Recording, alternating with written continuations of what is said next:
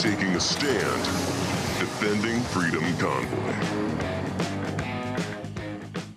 Welcome back to Washington Watch. I'm Tony Perkins. I bet you didn't know this, but this is one of the guys in our production team driving that Youssef. He's the one actually driving that truck, blowing the horn.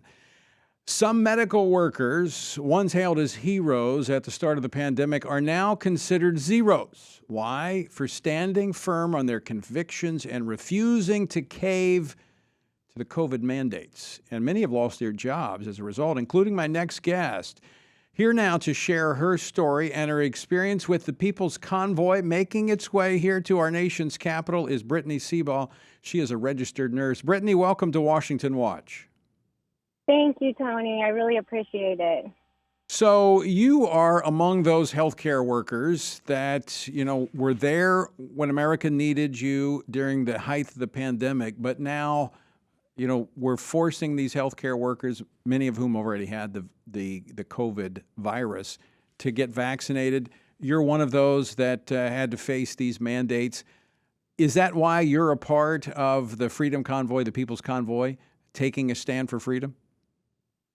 Yeah, it is, Tony. I think, everyone deserves the choice to treat themselves, to have their own treatment, to decide what's best for them. Everybody's different.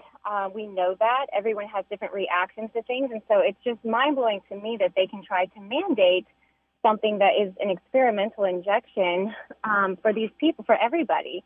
I've been working for almost 10 years in the ER. And I think if you go back to the beginning of COVID, when we were working and we noticed all of the manipulation that was going on with COVID, we started realizing that hospitals are getting incentives and they're manipulating numbers. And I'm an ER nurse. I've worked in a hospital for 10 years. And so it was crazy to me to see this big push of everything was COVID every single day.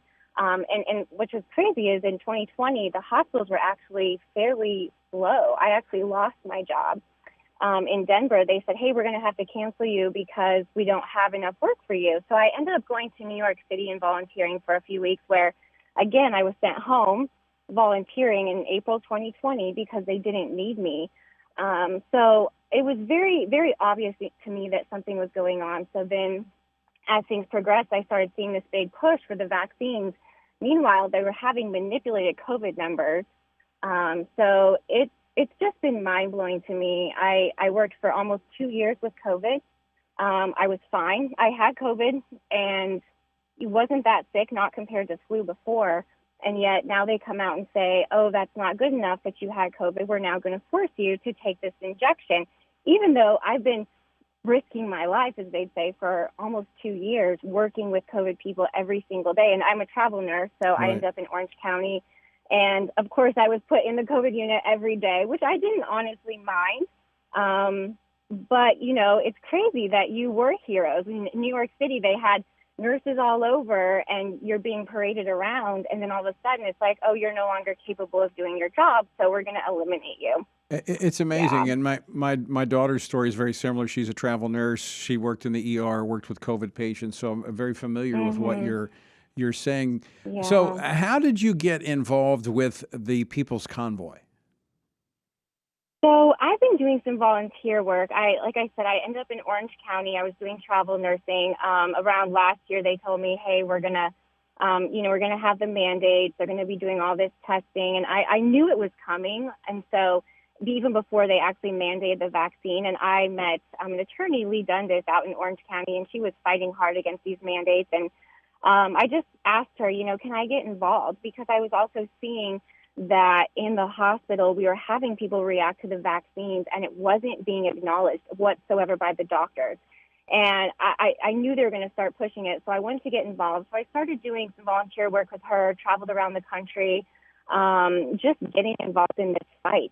People should be able to choose.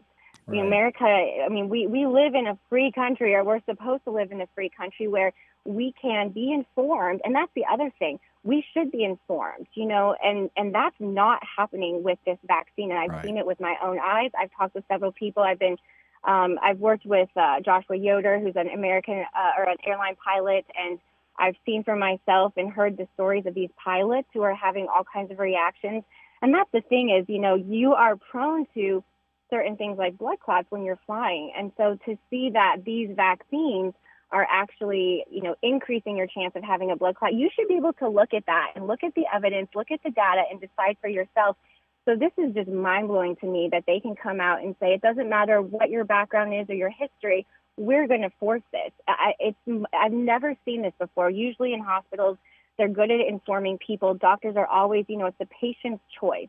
And that's been eliminated completely. In fact, the doctors are shaming people, not giving them a choice. It's like you do this or you sign a DNR, basically. That's what's been crazy to me. And so honestly, I did get a religious exemption in Denver, where I'm from, but I don't even enjoy working there anymore because the shaming is just crazy to me. So when I saw what was going on in Canada, people were standing for their rights, standing for freedom. I was working with Lee. She said, hey, I'm getting involved in the convoy. And I was like, count me in. I'm so proud of these truckers for standing up for what's right. Absolutely. We are grateful for the truckers and the others, the cars, the motorhomes, the nurses, everyone who has joined in this convoy today. They're in Illinois, ending up tonight in Indianapolis or in Indiana, and then making their way this weekend to Washington, D.C. Brittany, thanks so much for joining us. Folks, coming up, the Abortion on Demand Until Birth Act failed to pass the Senate yesterday. I'll share my thoughts on what's next. Don't think they're going to go away. They will keep coming, and we've got to keep standing.